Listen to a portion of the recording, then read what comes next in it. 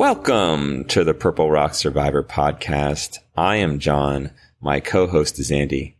And this week, we're talking episode 2 of Survivor 41. I'm trying for an ASMR thing like Probst did this episode. How'd you like that one, Andy? Was that good? We got to retake that or what? Does John have COVID? Do we need to find a replacement host? Oh my God. Let us tweet nothing about anything about this. Just this. That's all. I can confirm that I am in a COVID hotbed. So it's entirely possible. Is that America? Yes. Like I get to judge from where I am in Canada. No, I don't. I do not. Exactly. You can throw stones. Yeah. Anyway, so this week talking episode 2 of Survivor 41. And what I also like about what we just did there is the levels are just completely messed. So I'm hoping there's somebody out there who, really cranked the volume on theirs because of you, and I just destroyed them. And as the editor of this podcast, I'm very much looking forward to having my own eardrums destroyed. Anyway, for the third time, let's try to get into some episode discussion because there was, I wouldn't say there was a lot, but there was definitely one thing that got a whole lot of takes this week. And first of all, let's start how we usually do. Are you still having fun? You enjoying this season? Did you enjoy this episode? Oh yeah, I'm all in. And what I'm excited about is what we're going to talk about very soon. We're back to discussing Survivor, strategies and decisions and all of that. It's been a while where, we've discussed it in live action, what we think. But without knowing, obviously I discussed a few seasons in the off season, but you can't really do predictive analysis to things that you've already watched before.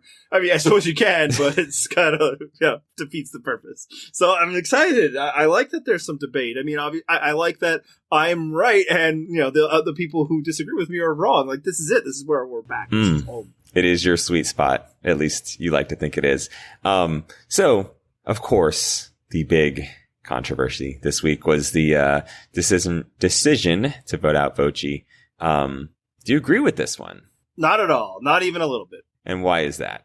There's a lot of reasons. In fact, that's probably the main reason why I'm against it is I just foresee many, many, many ways that this could fail. I also see ways that it could end up being okay, but that's not the same as it being a good decision, that things can work out even when you make mistakes.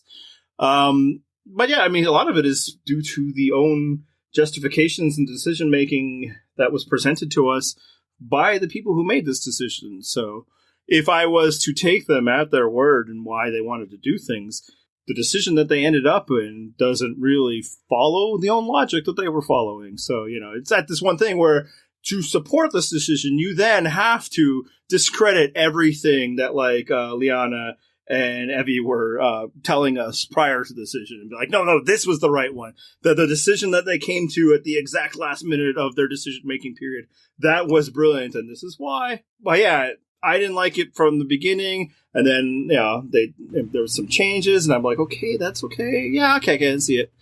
And then by the time it gets to the end, it's like, no. This is what you weren't supposed to do.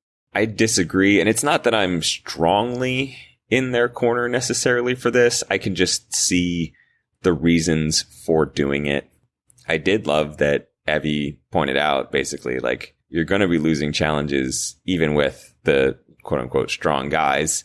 See, that's bullshit. I don't agree with that at all. Well, if you would allow me to finish, part of the reason I love that is because A, it could be true, but B, the reason you probably lost this challenge was because you had one very unfortunate competitor who didn't really pull her weight. Literally. She needed to pull her own weight across a bar, yeah. Exactly. So, yeah, and this is one of those rare cases where it's in this specific challenge, it might have helped. At the same time, this tribe does not seem super adept at challenges, at least so far. Obviously, it's a very small sample size, but I would say going forward in the short term, which is really all you can plan for at this point, because they all seem to recognize that in the very near future, you're going to get some sort of shuffling taking place, whether it's a tribe swap, going down to 2 tribes, whatever it might be. So you can't plan 5 votes ahead now. And so in the very short term, the most likely thing is you have maybe 1 more vote and then you're going to merge down to 2 tribes or whatever it might be. If that happens, you're left with Xander in your group of 4 who can't vote. So there's basically no scenario where you end up 2-2. You're making a lot of assumptions on the future that I think are false, or at least have the potential to be false. The only time you know that Xander can't vote is this vote, the one that you just blew, the one that you didn't vote Xander out at. This is not a permanent thing for him necessarily. He could very well, next time you're at Tribal Council, have a vote, have an extra vote, and have an idol. And you left him in the game for that to happen. So when Xander was the target, the fear was that he could potentially become very powerful in this game. We should do something about that while he is completely unpowerful in this game. Yes, unpowerful is the word. Look it up. Yeah, I would have said powerless. Yeah, well, that's why I'm better at the word stuff than you. So that was the logic. And I'm like, okay, yeah, no. And at the end, he still is there with the potential to have all of these things that you were worried about in the first place. And so, like, you say that as short term, this is fine. For me, the danger is all short term. And the decision making seemed to all be long term.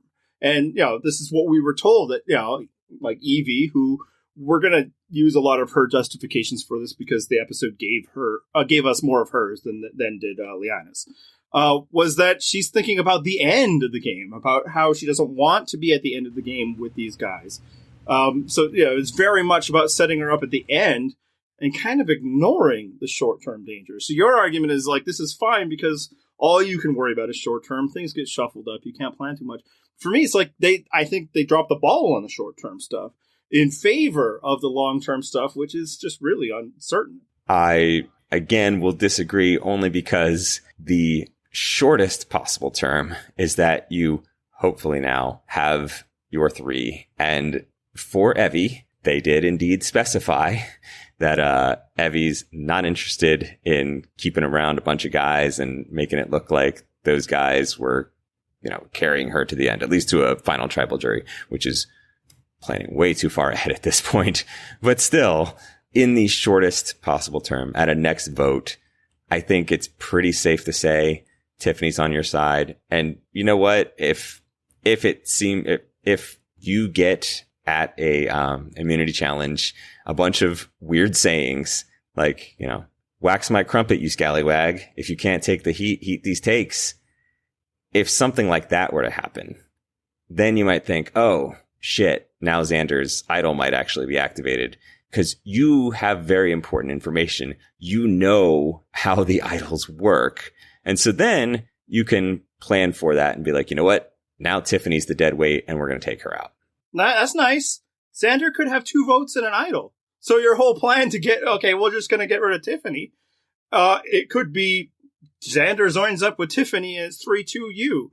Or it's 2-2-1 you. And the votes against Xander that, Tiffany cast because she's not voting against herself doesn't mean anything. So this is why I don't like it. I think if Evvie had just voted out Xander or voted out Tiffany, I'll get back to that. Her percentage chance of leaving in the game, like the next vote, is like single digits. You have to account that anything can happen. I mean, she could have just, medevac, if nothing else. I think it's now like at 30 or 40%. I think if Xander's idol activates, she is going home. I think that's the potential that she opened up here. It's because he knows more than anybody who betrayed him, the person for whom that he was entrusted to. We don't see much of a relationship between he and Liana. And the way Liana acts doesn't seem as though there is much of a relationship. So the person he's going to be to blame for his blind side of, which I know a lot of people have invented that, no, he was clearly in on the plan because he didn't, destroy the tribal council set or whatever. For me, I feel like he reacted how people react when things don't go your way at tribal council. You're a little bummed, but you get over it. Or at least you try not to, talk too much, especially because the rules of the game suggest that you shouldn't. He knows who did this to him, and he knows that he has to play an idol because he's on the outs. Hey, look at that. He has one. He has an extra vote. Like, he doesn't even have to work with Tiffany. Now, what he could do is also say, so, Tiffany, I'm going to be immune. They know I'm going to be immune. Who do you think they're going to vote for? So I think now Evvie is in real danger of being the very next person from this tribe to leave. Because she left the person in the game who could do that to her. And yet, you kind of needed Tiffany on your side. And we happen to know now, which was not apparent in the episode, they did not have a whole lot of time to discuss this before heading straight to tribal council. So yeah, I don't know how much of that you could parse out with your very small alliance in 10 minutes, especially because from what we saw, Tiffany was not the most level-headed when discussing these sorts of plans. She seemed to have some sort of difficulty grasping what exactly it was that Xander's immunity idol would do. So, crunched for time, I understand it, and I support it in that sense. It's not that I'm gung-ho, this is the best move, but I get why you do it. And I'm actually thinking that this honestly doesn't end up coming back on Evvie at all. So 2 points there, but you say you need Tiffany on your side. I also disagree with that. For every reason you just stated, because she seems, kind of unreliable. She's demonstrating that. For me, that means it's time to cut bait. A goat who gets to call the shots in your decision making isn't a goat anymore. You're not. Maybe you are the goat in this scenario.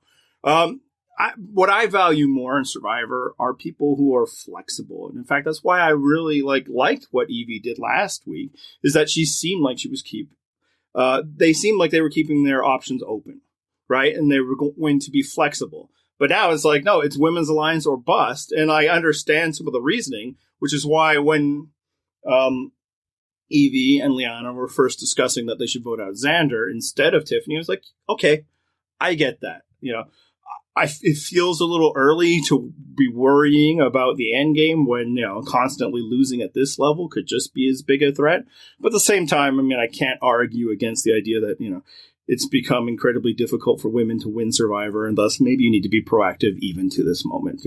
Myself, maybe I wouldn't make that move because hasn't been demonstrated for that difficult for mediocre men to win Survivor. Exactly. We're okay. We have options. Yes. So, for what, my initial thing is it was time to get rid of Tiffany because I'm still of the mind that it's I would rather not lose all the time at the beginning of the game.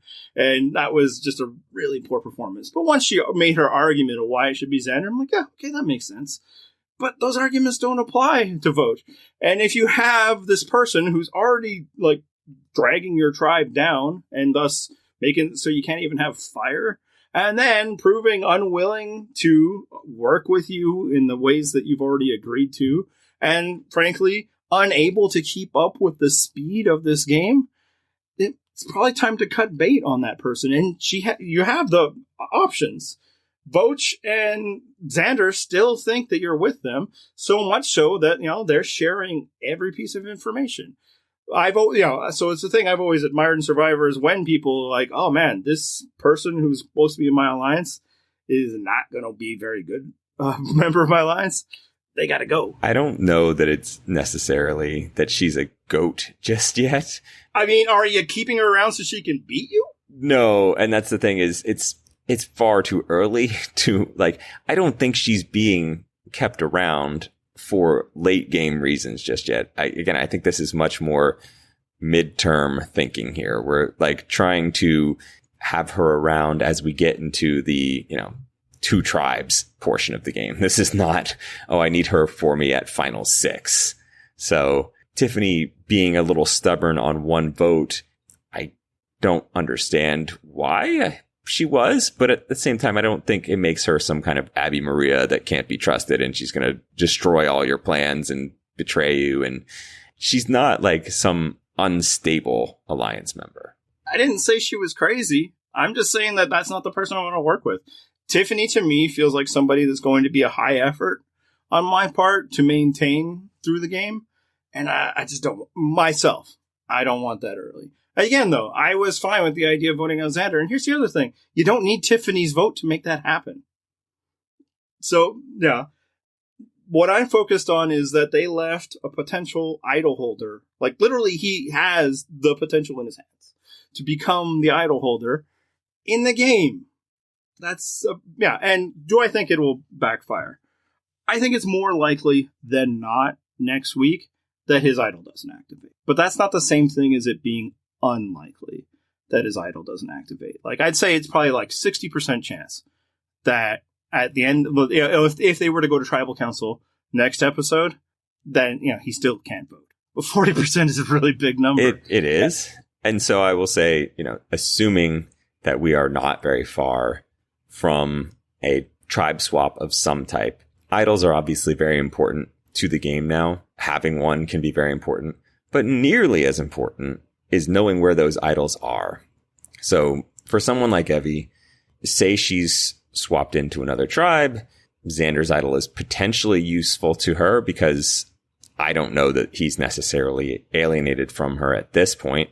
However, if that is the case, Evvie could be like, hey, Xander actually has an idol, guys. We should go after him just to save her own skin. Is she saying guys, though? No, she would. Because she'd be shuffled onto a tribe that's like all guys. If she's saying it to like actual guys, that gets into the my other problem with this is I'm not sure a women's alliance can sustain from this early in the game, given the level of panic that the hints of women's alliances tend to engender amongst the guys. Oh, engender. Good choice of term. Yes. I think once they step on that challenge mat, it's going to be pretty obvious to the other men in this game what's going on. Particularly one of the men who she told was going to that the vote was going to go to Xander, but instead it went to another guy instead. And generally, I mean, there's only ever been successful twice, so it's hard to really draw too much historical precedence. And one of those obviously has the asterisk of being a gender split season. But in both cases, people didn't know there was a women's alliance going on until it was too late. Now, even when there isn't actual women's alliance going on, the very hint of it sends a chill down the spine of those with a Y chromosome. It's hard to imagine that they would sign up to be like the next victim of the new Black. And the thing is, though, I don't think a group of 3 is necessarily the type of women's alliance that I'm terrified of when it comes to a new tribe that gets swapped around. Because the odds are all 3 of them don't end up on whatever tribe they're shuffled into. I mean, it's probably worse than your 40% odds that you were just throwing out. Sure, but if one of them ends up with Xander, all he has to do is talk to the other bros in the code that we have. Yes, the ones we discussed at the meetings. Yes.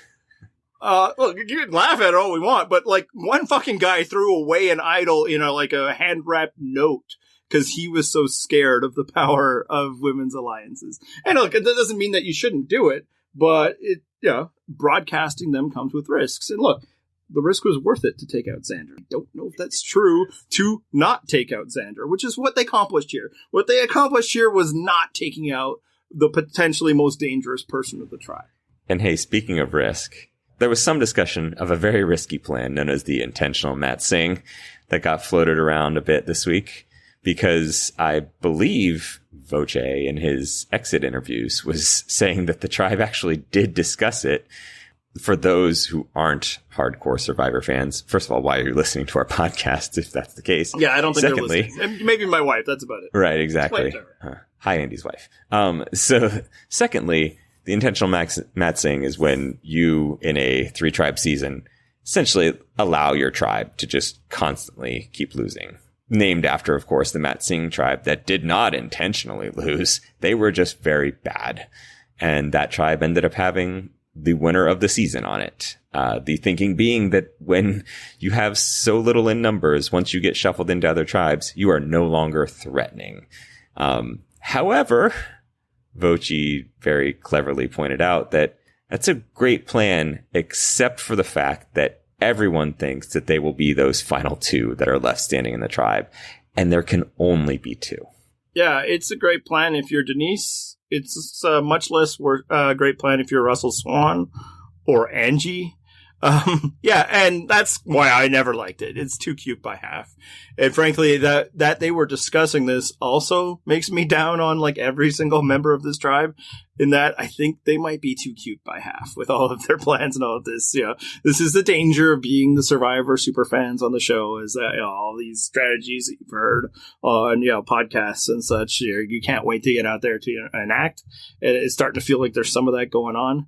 But look, maybe I'm the small thinker. But for me, it's like, I think the easier way to progress in the early part of the game is to avoid tribal council more often than not. Maybe not avoid it every time, because those tribes do tend to suffer. Yeah. But, the fewer chances there are of eliminating you from the game tend to be better. Yeah, and historically, you probably want at least one tribal in there just so you can have some battle lines drawn. Maybe get rid of some of the chaff. Yeah, although at the same time, like, Michelle Fitzgerald never went to tribal council there, and she won the it all. queen. So, yeah. So if we're really talking about the greatest strategists of all time, we should be calling it the intentional. I have no idea what their beauty tribe. I don't know if they had a real name. That's at least successful as successful as the Matt Singh scenario. So it maybe the lesson is that there are all types of ways of winning Survivor. I would also counter your point that they should not be doing these too cute by half things. Not because I think it's good strategy. The exact opposite. In fact, I sometimes enjoy myself a spectacular strategic failure. Yeah, and look, another thing you talked about in this is that Evvie had very little time from which to make the decision. She gets back from her hike and her decision, and, again, exit interviews with Voce suggest that she was there about 5 to 10 minutes, which for me doesn't strengthen the argument that this was a good decision. Like, I feel like that strengthens the argument that this indeed was about caving to Tiffany's angry demands and thus led them to a bad decision. Again, if Xander's idol doesn't activate and they vote him out next, then no harm, no foul. It'd be fine. But as I said, that's not the same thing as good decision making. That's just, that was a freebie. But it does make it kind of fun that a lot of the counter arguments that have happened today, where people were like, contorting into, various knots about why, no, actually, Voce was a brilliant decision, and this is why. And clearly that they, got these 5 ducks in a row, and this is what it all happened, when really it was kind of like, she gets back, oh my God, the vote is on him. Why? I don't want that to be. I hate this, which she says to Liana and to us. Okay, and then it's tribal council. I understand why that could lead to a bad decision. My rule here is to discuss whether it is a good or bad decision. And I will say on the intentional Matt Singh front, yes, it's a terrible idea. However, at this point, say you're Evvie and Liana. And as you mentioned, the Xander thing, if that idol gets activated, that could be potentially bad for you.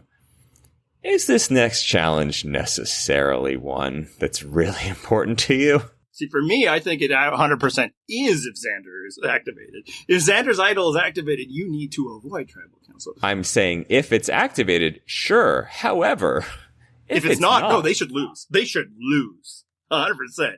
They should throw it. If no weird sayings are out there, then they should throw that challenge and get rid of him. And then, hey, man, it worked. We'll see how the rest of the game goes. Conversely, if it activates and I'm Xander, I sit down. Like, I'm just saying, hey, Jeff, we're going to tribal council tonight.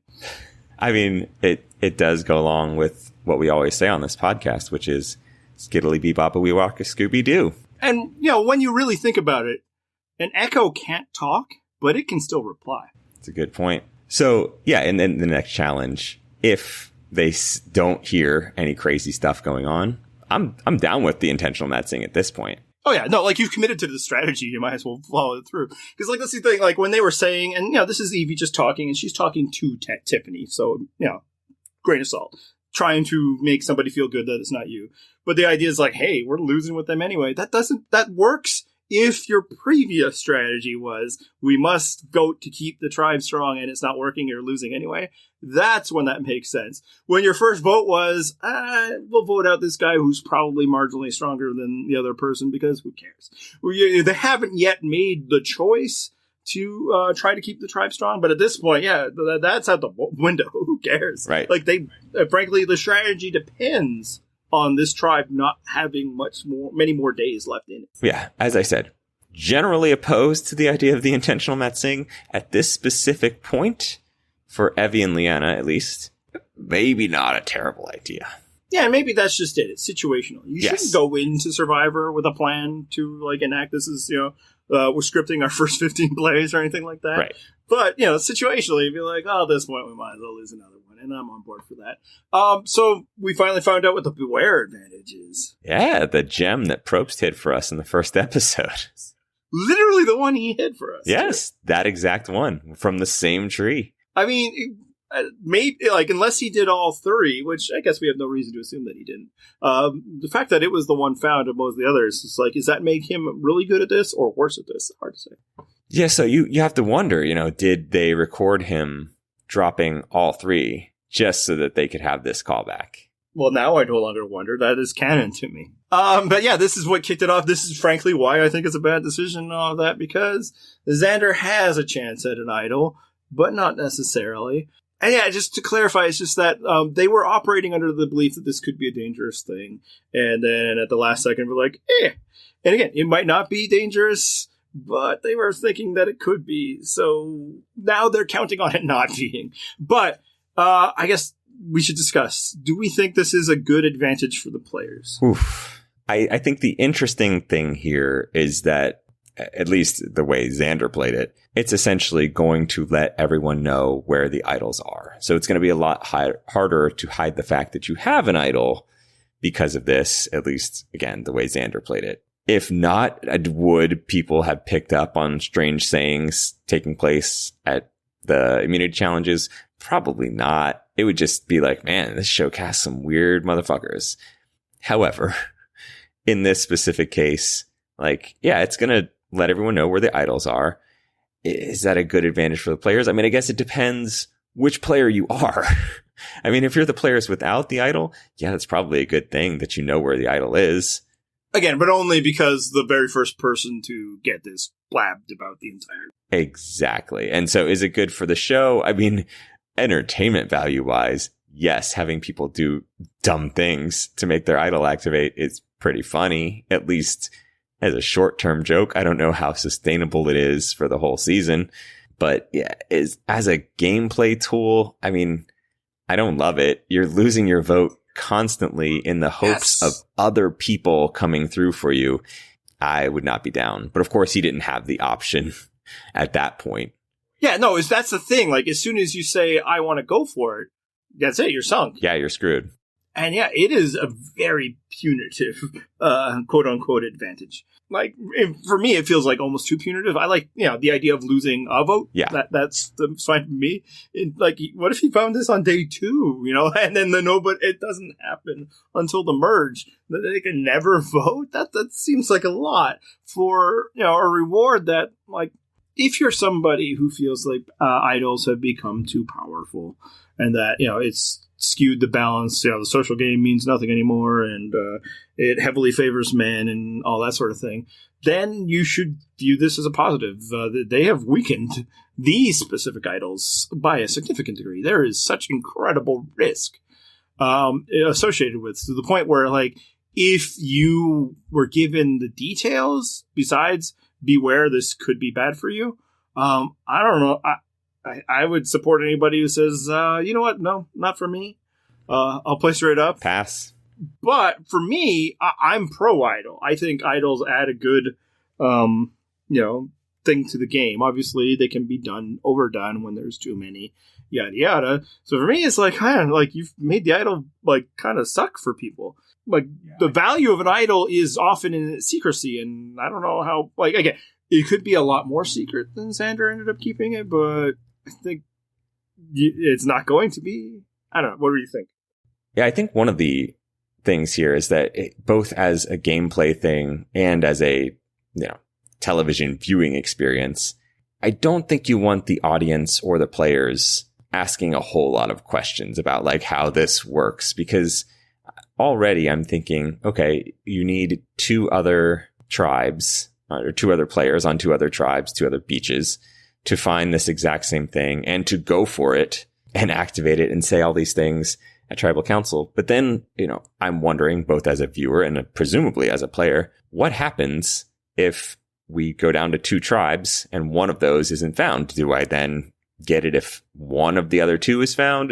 There's just far too many layers to this that I think don't work for the viewing experience. Yeah, we'll get into that a bit really soon, but just about this one specifically, I mean, things that could work for the viewing experiences, I think it's hilarious. I think that the code words. Yes. And the fact that he's going to have to say it again, like, I thought he snuck it in as best as could be. Like, it's a little weird, but it's like, okay, dude was a little weird, but it's an analogy. It's fine. But he has to do it again. I can't wait for it. I'm very much looking forward to that because he has to repeat the exact same phrase again. It's not say some other crazy shit. It's do this exact same thing you did at the last immunity challenge. Like, at that point, I mean, the first time people probably thought like, wow, okay, this guy's a little weird, but whatever. When you do it the second time, now, I suspect what he could do now is wait until one of the other things are said, and then at least bust out. So, he might not have to initiate each time. It would be weird that like one person has to initiate each time because they don't know the schedule in which these things will be found. And I don't think they're going out there and updating where they are all the time. That sounds like a lot of work for Jeff. But the other problem, which could be in a viewing experience, is this is another time, and there's been a few before, where they're teaching the audience that being more proactive, going for these things, can be bad. And I don't know if we want to encourage a more passive style of play. I don't know if that needs to be encouraged. It kind of happens often pretty naturally, right?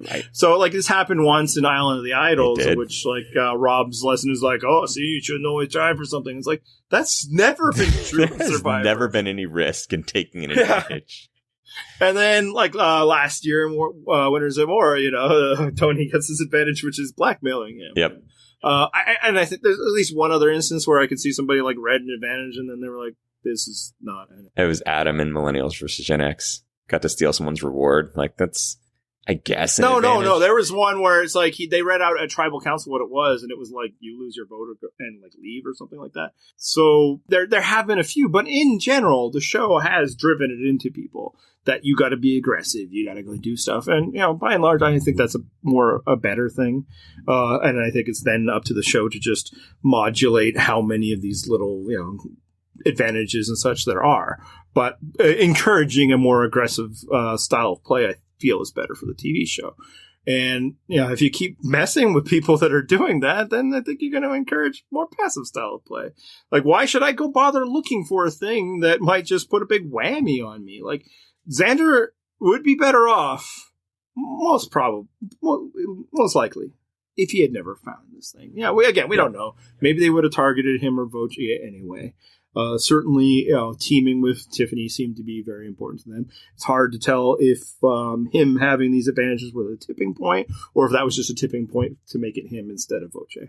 And it's just like, I don't know if we want to encourage that. Now, that said, I don't think people are there yet. I don't think people are at the point where they don't want to get idols and advantages, which is why I do think that it is not unlikely that that the idols get activated next episode. People are like, oh, no, that's too soon. It's like 7 days. I feel like a lot of seasons, all the idols have been found within 7 days. So, I mean, if the challenge doesn't happen on the 7th day, maybe it's the 6th day. Hard to tell with the heightened schedule. Yeah. Again, I think it's more likely than not that it won't be, but it's still fairly likely that it could be. Because I think most people, when they see that beware, will do it, is what I'm saying. Just as most people went for the challenges on Ghost Island. Yes, because your assumption is it's not going to be that bad. Like, take the shot. It'll be, something relatively mundane and not at all, quote unquote, dangerous. Yeah, and on Ghost Island, they knew what they were risking to play the game. Right. They knew they were risking a vote. And most of them did. Kellen did not. And frankly, that was probably a supportable decision. Hard to remember. I'm surprised I remember that Kellen didn't. Or that Kellen is a person.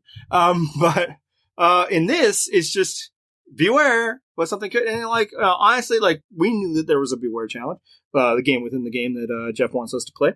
Maya was like, no, you go for it. It's going to be something like steal something from an enemy camp, right, which has never not been successful, right? But then when they read that, I'm like, oh man, that is horrible. It is. It's so bad.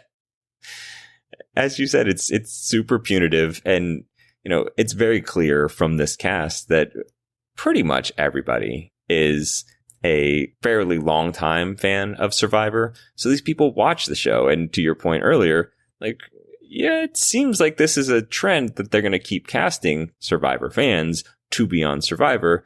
And you don't want those fans thinking, oh, I should, put the brakes on, play a more passive game, because television viewing wise, that's not as fun. Yeah.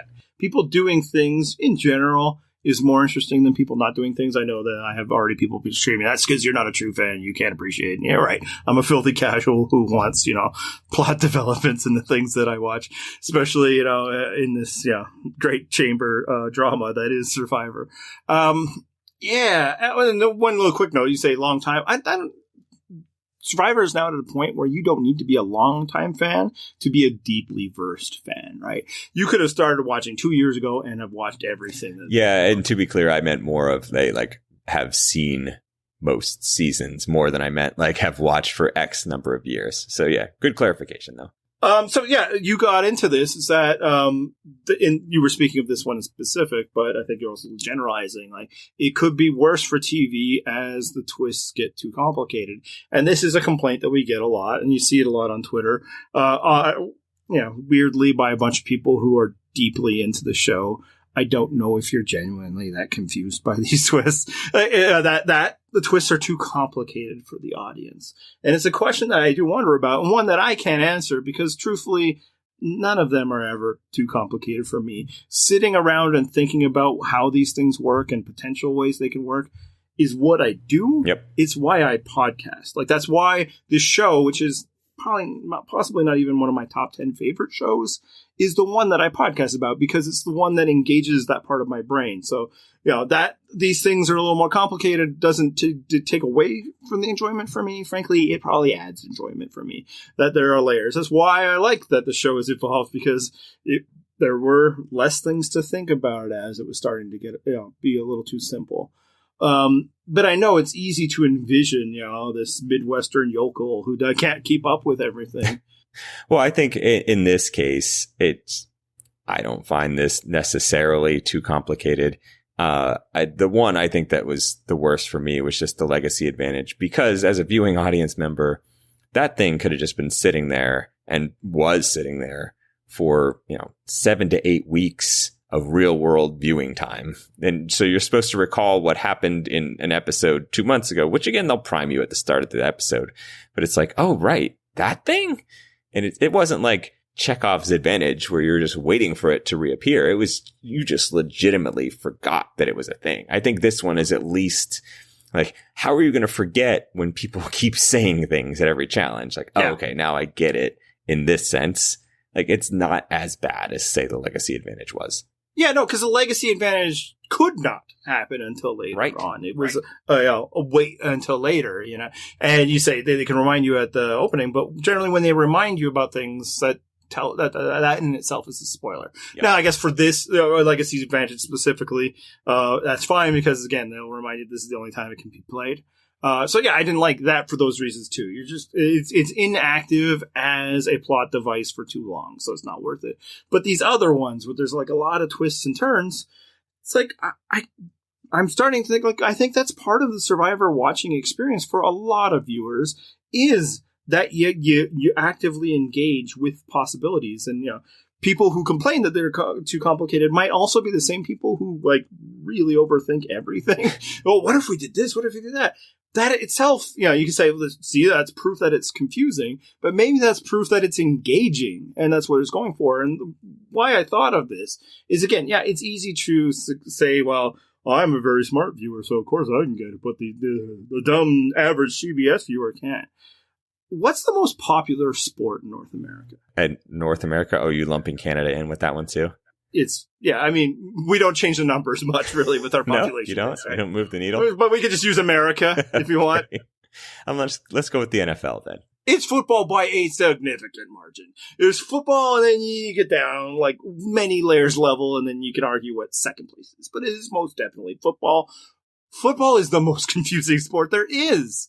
There are so many different rules. The scoring is even just so conditional. Well, some of these things are worth this many points, and some of these things are worth this many points. And, all the different strategies. And it's this guy only plays when we're lining up in nickel position and that sort of thing. And that's all very complicated. And most viewers add additional levels of complication while watching, because why football is the most popular is because of gambling and fantasy. So when people are watching football, they're not just like, hey, let's see what happens when the ball goes in the net. No, they're like having to view all these different things, judge all these different things, and then they're like, okay, well, I need this guy to get one more catch that'll give me a half more point as long as this guy on the other game doesn't get 10 more yards. And by the way, for this specific game, I need them to win by 4.5 points. So the most popular thing on television, forget sports, is very complicated and viewers can't get enough of it. So maybe, and this is just an idea, I do not know the answer to this, we need to give people more credit or at least stop worrying that things are too complicated for viewers. Apparently complication in these sort of things aren't necessarily a turnoff. We got to, so that was about the twist, but so one of the problems Xander had and why this thing didn't work is that he told people about it. What did you think of that decision? Yeah, Xander's an interesting one because we saw him last week revealing absolutely everything about when he went off onto the mountain hike. So this does fit with what little we know of him. He seems to be a very truthful sharer, and he shared absolutely everything, which in this case was probably not the best move because I think he thought that Evvie was a little bit more in his corner than she was. So yeah, it's especially with something like this, maybe his thinking was that, I have to tell them because I'm going to be saying these weird things and they might be curious about why. I'm not really sure what the motivation might have been. It might have just... I wonder, again, exit interview suggests a totally different motivation, but as presented on the show, I think maybe it was like, I might not have a vote. So I guess I should let my alliance partners know about that so we can game plan for that eventuality. That I can kind of understand. My thing, and I mean, it's easy to criticize now. Was it a good idea? Clearly not. They nearly immediately started talking about voting him out, and at the end, part of his alliance are gone, and the remaining of the 4 people of his tribe, there's a 3-person alliance and he isn't one of those 3. So all of that, from this specific instance. But the idea is, should you share that information? Because as bad as this looks, we also have many examples in Survivor history of people increasing their alliance and their bonds by sharing information. I think it's about when and how you share information. I think he probably did it a little too soon. And again, I'll explain why that might have been in a minute due to exit interview revelations, and also why I might believe these ones as opposed to dismissing most exit interview revelations. You could wait. For one, you might not go to tribal council right away, so you got time, right? For 2, if he's thinking that there's a 4-person alliance and a 5-person tribe, then losing 1 vote shouldn't matter. In fact, they probably wouldn't notice. They'd read the 3 votes for Tiffany, and the fact that a 4th vote doesn't show up wouldn't make any difference, right? Because in his mind, that's what he's thinking is going to happen. Yes, although that is, putting a lot of faith in that plan coming to fruition. I mean, if you're telling people about every advantage you have, I suggest that you have some faith in them. Probably too much, right? Yes. But again, that's working from where his framework is from now. I trust my alliance mates completely, but I better tell them about this because. And it's like, well, if you trust them completely, they don't need to know yet, is my point. And I think that's one of the things about Survivor and using information and sharing it to build, bonds and stuff is know when to do it. And, I feel like this one was a little quick, and it's, it might be, if you believe Voce's exit interviews, because Voce and Evvie came upon him while he was holding the idol and the parchment. So it wasn't so much an active decision to share as much as he got busted. Okay. And the reason why I believe that is I'm more prone to believe exit interviews when they aren't designed to make the speaker look good, when they aren't, very clearly advancing the idea that, no, I was great and the show just did me wrong. And this doesn't feel like one of those instances. The guy went home anyway. Yeah. Yeah, I mean, if Voce had said, I really sussed it out and I confronted him and said, there's something going on here. And then he revealed it and you'd be like, okay, yeah, sure. But if he's having no agency in this story whatsoever, I'm more inclined to believe that. All right, so yeah, let's talk about the other decision of sharing information with somebody and how it could possibly lead to bonds, or maybe it's a little about loose lips and all those ships. And the ships. We got Evvie and DeShawn meeting up for the first time and going on that very exciting mountain jaunt. And this time they get to the top. Evvie, having heard Xander's story, knows exactly what's about to take place, or assumes exactly what is about to take place, and forms a bond with DeShawn, says, hey, I'm going to protect my vote, have a freebie vote on me. While we're here, let's talk. And then gives away a fairly decent amount of information. And if you consider information to be a currency in this game, she gave him some good stuff, I would say. Did you think it was too much? Oh, yeah. Especially because we saw how it worked out, so she leaves like, oh, this isn't going to be a big deal to me. Xander's not even going to be here, which for everybody who was, conspiracy theorying that no, Evvie all the time wanted to get rid of Voce, and, or it didn't matter who it was between Voce and Xander as long as it was a man. She seemed pretty convinced when talking to this other individual that it was going to be Xander. So I think we can reasonably assume that was her plan. Yeah, I don't know where the value in that much information. And obviously we don't see what information DeShawn gives her.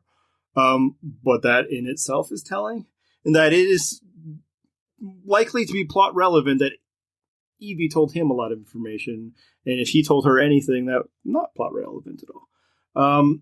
I just don't know if he needed to know about how the idols worked. The fact that I'm not going to risk my vote anyway. Go ahead. Yeah. Here's another thing. I don't know if you should broadcast the voting intentions when the voting intentions are, well, we're going to get rid of this guy because clearly he's got a lot of advantages. Oh, by the way, here's how to get an advantage. So that you can go get an advantage. My strategy is to vote out people with advantages. And I now know that you will have one. Let's work together. Yeah, I mean, I think saying, here you go, get a freebie extra vote, that's a layup. Definitely do that. I support that one. And I think that probably would have been enough to form some form of bonds with him. The only rationale I can think of for revealing how the Xander idol worked, it would have been if she didn't say that they were going to vote out Xander. If she just said, hey, FYI, on your beach, you should find this. That in itself, without mentioning that they intend to get rid of Xander, that would have probably been fine. I mean, again, I probably would have stopped at just the easy one of, here, take a free vote. That seems like it would have built up enough goodwill. But you could maybe then throw out the beware advantage mechanic to this person. Yeah, and when they first started interacting, I was like, yeah, this is why I was impressed by Evvie last episode, is that she seems to have a very natural way of dealing with people, an easy smile. And so it's like, okay, they're vibing with another person, right?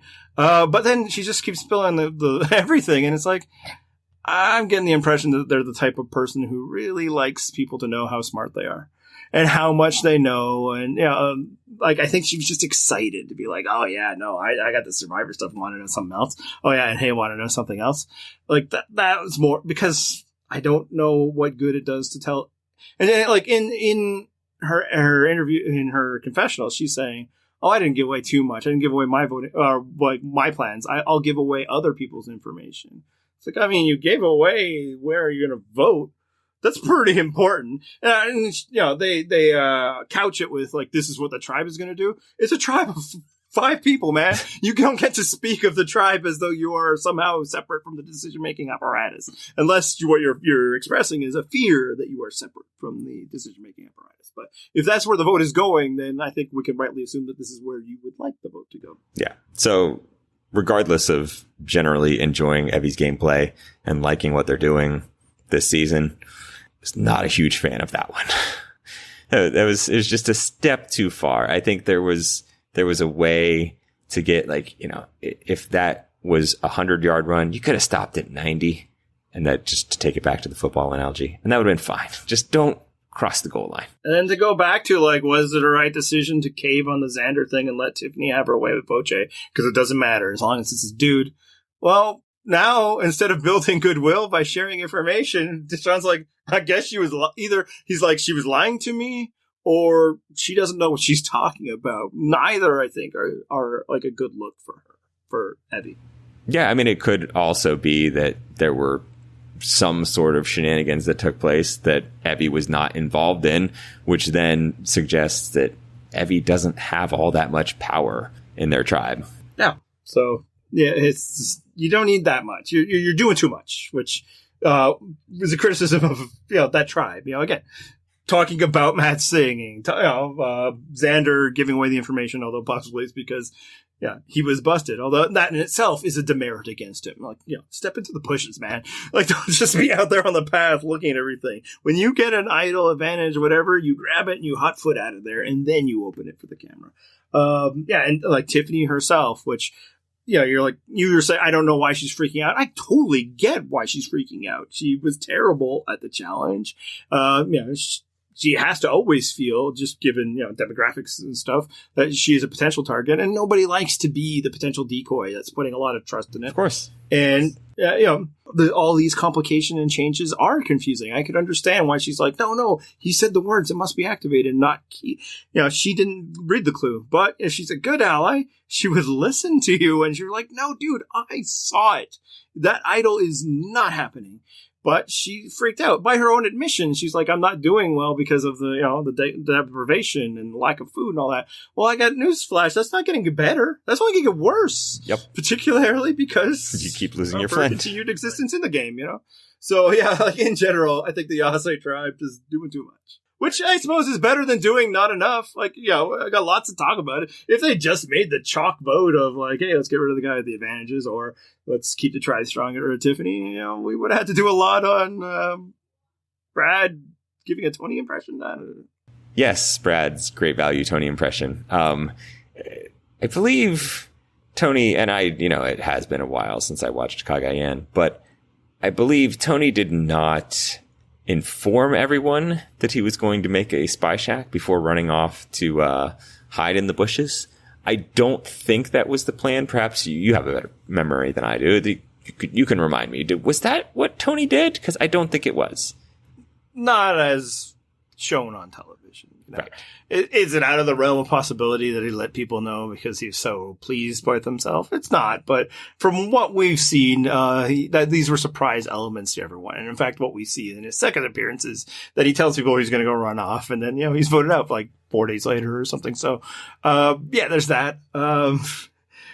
One of the reasons why is that we're telling people, hey, I'm going to be the guy that spies on people when they're trying to have private conversations, might lead the people that you're telling to be like, at some point I want to have private conversations as well. So we might get a scenario where next time while he's, sitting in there with his eyes closed hunting that big game, where they're like, look for him, which I believe happened in Winners at War, but, you got to wake up early in the morning to beat Tony Vlachos because they're looking at you're looking at the ground, he's up in the air. I remember saying at the end of Cagayan that one of the things that I most hoped was that going forward, people would try to imitate Tony because they would just spectacularly fail at it. And it would be entertaining to watch because, what Tony did was actually quite difficult. But people would see it on TV and be like, oh, that's hilarious. I could do that. And then attempt it and show us exactly all of the ways that it could go wrong. Tony himself eventually showed us the ways it could go wrong. And then he went home after 4 days, as you mentioned. So it was entertaining to me, at least, to watch Brad just watch all that brain power. Just, you could see the wheels churning. And he's like, no, I got this one. And then narrating everything that he was about to do, along with the sprinting through the forest. Just quality television. I enjoyed that part. Yeah, and edit, of course, edit. One of the fun things about discussing Survivor is that you blame anything that doesn't fit your argument on the edit manipulating things, but anything that does is, true to fact. But so we don't know, but it kind of didn't feel like Brad got a lot of valuable intel from that. It's like, I heard he. So again, fair enough. They're probably referring to you with the he, because the other two he's are in this discussion. But it's like, wow, how much did you know that they're just kind of like, hey, things aren't so great. I don't know about Brad. if they're suspicious of you, maybe it's because you're the type of person that runs around and spies on them. I will say, like last week, we both said that it was wise not to vote out Brad because he seemed to be a predictable oddity. Like he's somebody that will just tell you to your face that he's thinking of voting you out. He's lost that for me now. So that's over.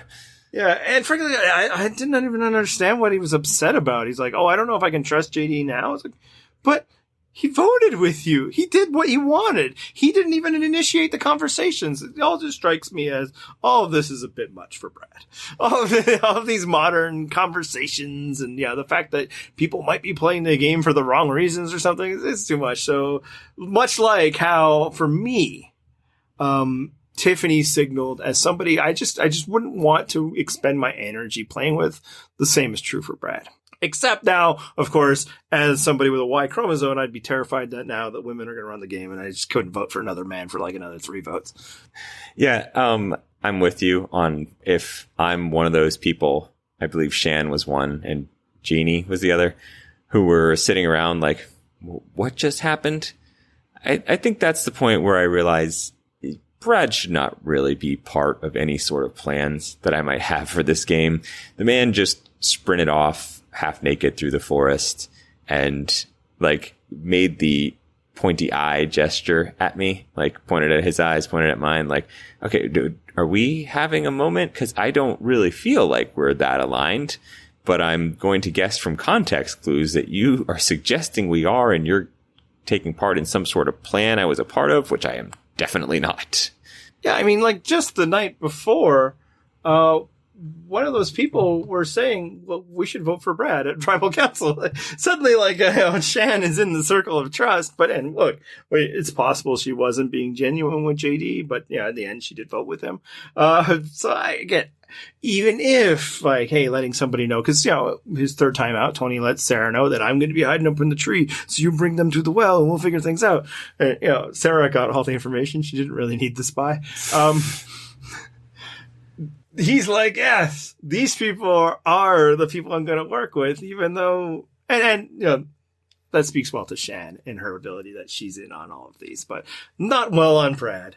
And when you think about it, the question that I think it brings up is, if you clean a vacuum, do you become a vacuum cleaner? I mean, it's a good question. And I think that that's the sort of thing that a character like Brad is designed to answer. I mean, just watching him running half naked through the forest, I was thinking, if you really consider it, nudity is just the absence of clothes. So isn't the forest itself nude? So who stood out in this episode for you? I think for me, still probably Leanna and Evvie. I enjoyed them, continue to enjoy them both. Expound upon Leanna. How did she stand out for you in this episode? Really, it's just that as a duo. It's not so much, it's more complementary pieces for me. I just like them as a tandem. And then, of course, we didn't get as much JD in this episode, which was disappointing. So he'll stand to the side for this one. But I did start to enjoy Brad a little bit more just because, if he's going to be this idiot until he goes home, I'm down with that. I like watching people be bad at this game because then it makes it stand out more when you watch someone who's very good at this game. So those are my 3. What about you? So for me, I mean, Tiffany stood out in a bad way. Like everything from the challenge, which look, man, sometimes the challenges just aren't for you, but it was really not for you. And I see on Twitter some people trying to like retcon, like, oh, the editors did you dirty. Man, they were sitting there a long time. Shan was like, honestly, it had gone so long that I forgot there was still one more person on the challenge. When they panned back to Shan, I'm like, oh my God, they're a full person behind. So like, whether it was, 5 minutes or 10 minutes, that's an eternity. They came like not even close in the puzzle. Usually the puzzle is the only thing that matters unless you blow it that poorly. But that, challenge, whatever. It was the way that she just could not grasp what was going on and was freaking out and then forced her alliance to change things. I guess for her, it wasn't last minute because in her mind, the decision had been made in Evvie's absence. So that signals like, okay, I'm noticing her. I would not want to work with her. In positive light, I liked the Nasir segment. I liked, he seems like a very enjoyable person and character. And I like that, he seems to be very useful and that his tribe agrees with that. I do think this harkens back to the decision to add an artificial level of deprivation to make up for the lost days. Because if they don't make it harder, it could be a point where your players are completely disincentivized to do any of like the chorin that is kind of essential to the show. That's why this isn't just Big Brother or something, because it's like, well, it's in like, there's almost 2 weeks fewer than we have to be out there. So do I really care if somebody can feed me or all that? Yeah, I don't, Survivor never has been a show where you're going to win based on those things, but they're still important. And maybe it's just the part of me who resents being the person who does all the work in the group project, but I've never enjoyed it when like tribes get around. It's like, we'll let one person do everything and they're useless. We can get rid of them, whatever. So I did like that people were responding positively to his contributions. Eventually, you should still vote him out. Right. I'm not saying you let him win for those reasons, but I do like to know that like people recognize it's like, yeah, I mean, the social game is the most important thing and the strategizing and all of that. But, we have to eat. Shelters need to be built. Yeah. And I did enjoy, too, that it was almost grudging praise for him, too. It's like, well, we were going to vote him out, but, turns out that like he's good at some stuff, I guess. Yeah. And he seems like an interesting, engaging character. So I'm happy that he isn't necessarily a dead man walking now. Agreed. And then I like DeShawn. The value so far in those hiking up to the top of Edge of Extinction and back itself is boring. But what it has been thus far is a spotlight segment for those people. Yep. Yeah, and that will have less value if they repeat trips or if it's somebody who is already a feature character at that point. But I felt like this gave us good value and kind of to get to know DeShawn as more than just the guy who lugged a lot of water and tried to find an idol during that process. Yep. So those are mine. All right. So if you would like to discuss this episode and future episodes, you can do so at purplerockpodcast.com. That's our website. You can also play our fantasy game there, or at least you could have up until this episode started. Now you can just watch other people and see how their results go. You can also follow us on Twitter. That's at Purple Rock Pod for the show, where I'll do some live tweeting. At least I plan to every week. And if you want to follow Andy, he's Purple Rock Andy. I'm Purple Rock John. Anything else you got for us this week, Andy? Oh, you can follow, subscribe, or whatever on YouTube. We also post the show there as well. And apparently people use that as an audio experience because that's all we're really giving you right now. Yep. That's all about for me. How about we hit the theme music?